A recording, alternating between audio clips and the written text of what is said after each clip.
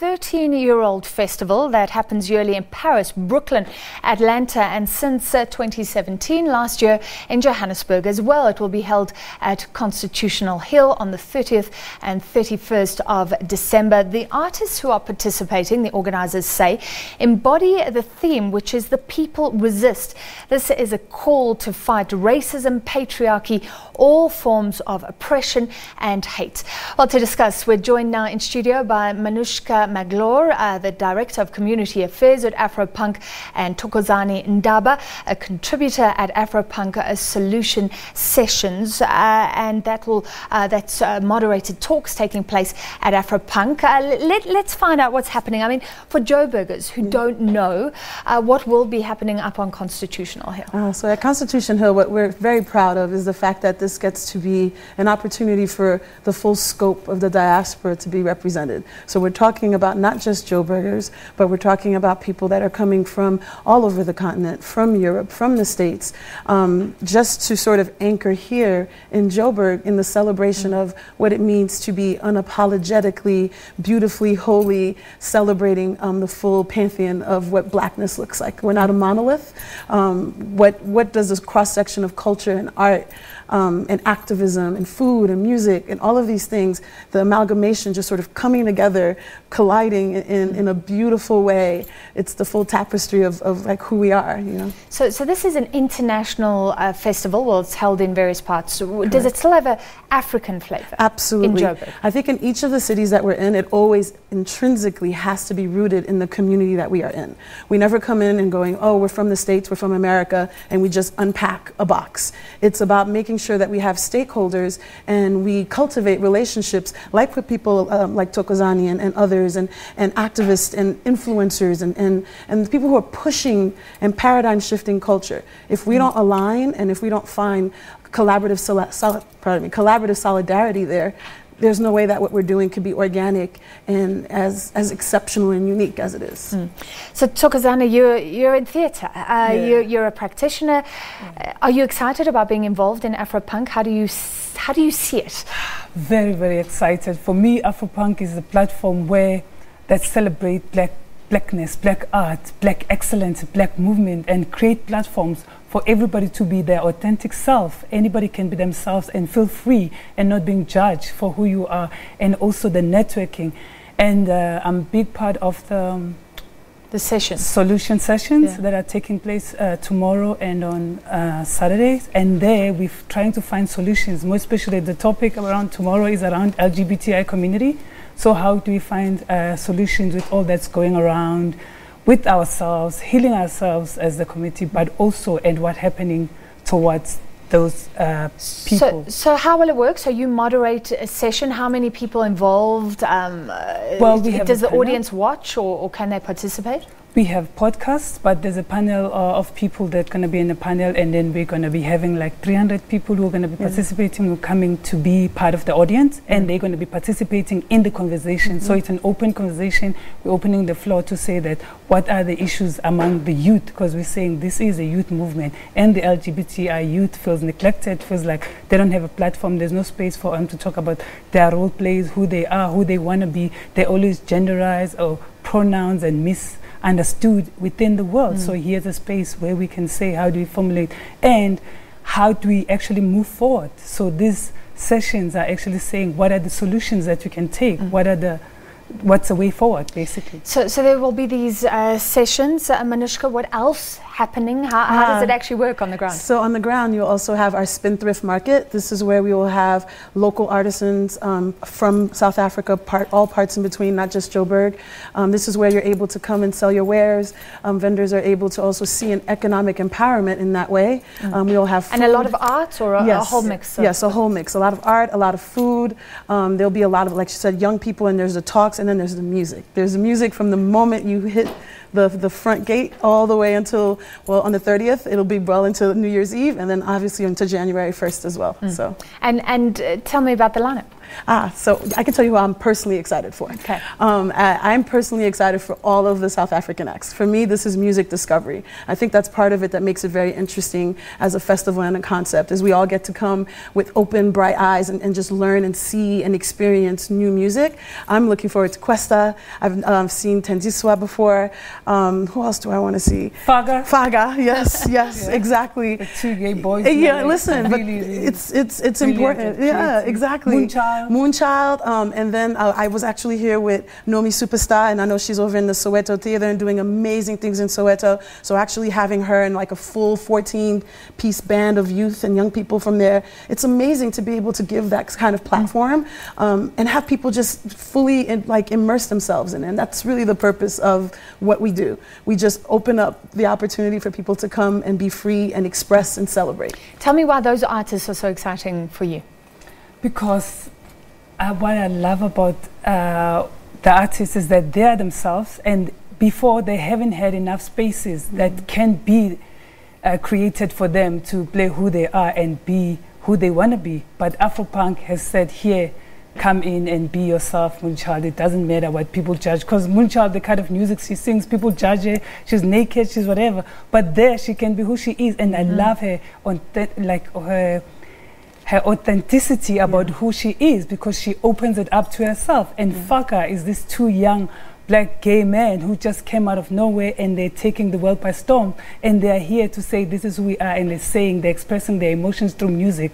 And what I say, music heals, and we all go in for a healing session at Afropunk, and the dance session and vibe and happiness, but we all know that there's part of healing that's going to be taking place through all of us, and it's through these artists that they bring it, and the networking and the people that come to this festival, and meeting from people from all over the world who would want to be. Well, we were talking about how it's global, but it's also got an African feel. It's a celebration of blackness.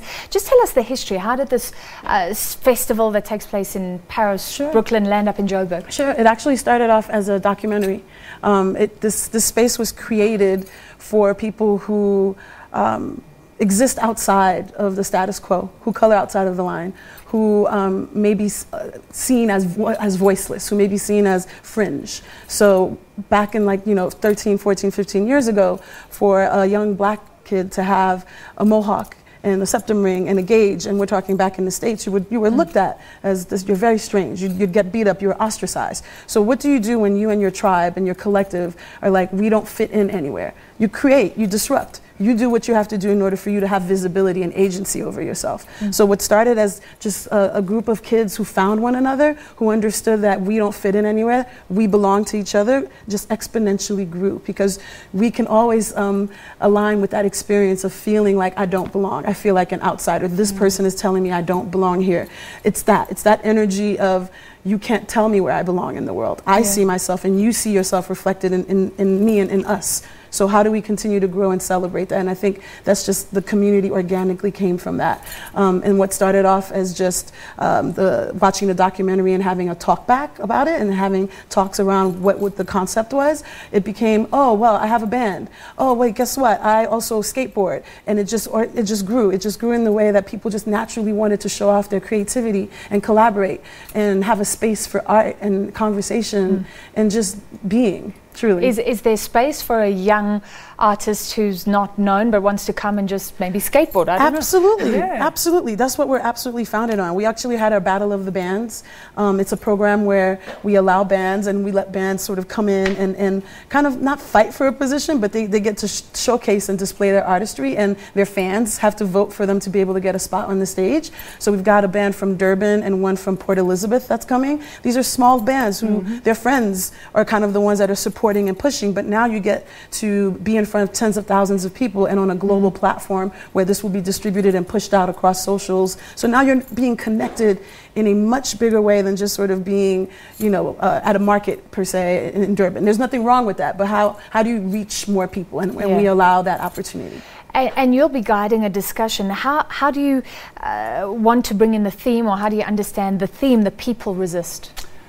For me, that people resist, we kind of, in the world, fighting so much hate and the killings, and when people stand together and stand tall and saying we're resisting all the isms that are there, it's powerful. So for example, for now, what Afropunk is saying is that we're resisting mainly patriarchy.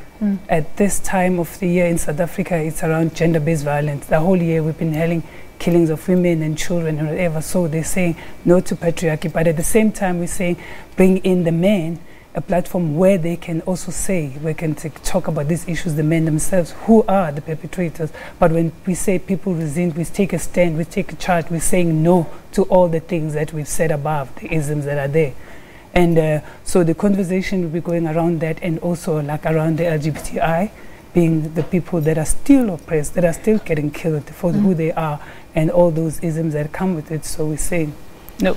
We're talking about violence, safety for festival goers. What's in place? So we're actually working, I guess, with what you call the jocks here, and various security internally here in the city itself. And we are also working directly with Taxify, with Uber, and creating, because we know on a global platform, people were excited to come to a festival at FNB's, but all of the things around what happened there are not really discussed outside of here, right? It's very centralized. We came in and understood that safety is absolutely paramount. Knowing that we do not want to find ourselves in a similar situation, we're creating perimeter sort of lockdowns, very key location points where it is that people have to go in order to get their Ubers and Taxifys. We want to make sure that our patrons are arriving safely and leaving the same way that they arrived. And so we're taking all of the precautionary measures. And I mean, when I say we've been sitting in security meetings and really outlining what that looks like, this is something we take very seriously. And we're excited for people to want to come and to be there and to be excited to be able to go home safely. So I'm sure many people are watching this and saying, I definitely want to go. Maybe if it was only just in the periphery of their consciousness before. So entry fee, logistics, tickets, just tell us quickly. So you can get tickets at afropunkfest.com. We have day tickets for sale and weekend tickets. So we're here on December 30th and the 31st. And I think it's a very easy way for people to sort of go through Howler, is our ticketing system. And you'll be able to purchase a ticket and get it online. So you'll be able to have it either on your mobile phone, or you can print and arrive in order to gain entry. And there's also a program called the Afropunk Army. This is where we've mobilized volunteers. They can earn their way to the festival. So we ask that they give back by way of community service. We've done some projects in the Hillbrow area, which is surrounding Constitution Hill. We've worked with several hundred young people who have gone in and cleaned up, who have helped paint like a boxing gym in Hillbrow, for example, and doing these sort of service projects allow them to put in sweat equity, and in return, where like you give back, you get back, and so you get weekend tickets to attend the festival. Can you pitch up on the day? Yeah, you absolutely. We want you to pitch up at the gate. I mean, if you don't do it online, yes, you absolutely. Tickets are available on sale at the door as well. Thank you both for being here. It sounds fabulous. I hope it's more than fabulous. That's on the 30th and the 31st. You can see the New Year in on Constitution Hill. Tickets, afropunkfest.com. That was Manushka Magloire, the Director of Community Affairs at Afropunk, and Thokozani Ndaba, contributor at Afropunk Solutions Sessions. We take a short break. We'll be back with more.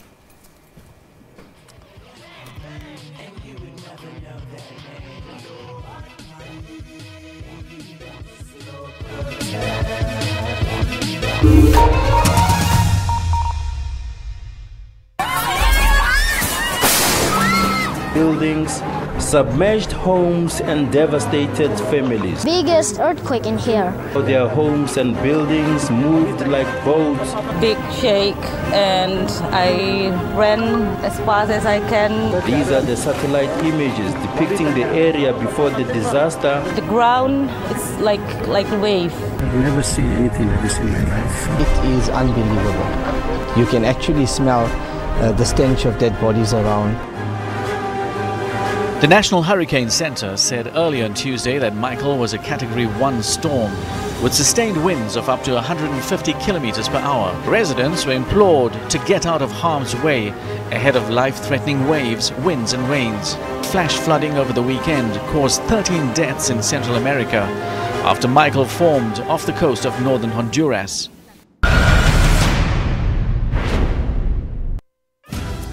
We're essentially talking about a condition where your body has a difficulty utilizing glucose effectively, so it starts building up in the bloodstream. It's important to understand that one cannot cure diabetes, but you can manage it. The best advice I can give is understand and know your diabetes. About 70 to 80% of women will suffer uterine fibroids by the time they reach the age of 50. There are a lot of women walking around who don't even know that they've got fibroids. Join us on Health Talk, Saturdays at 9 a.m.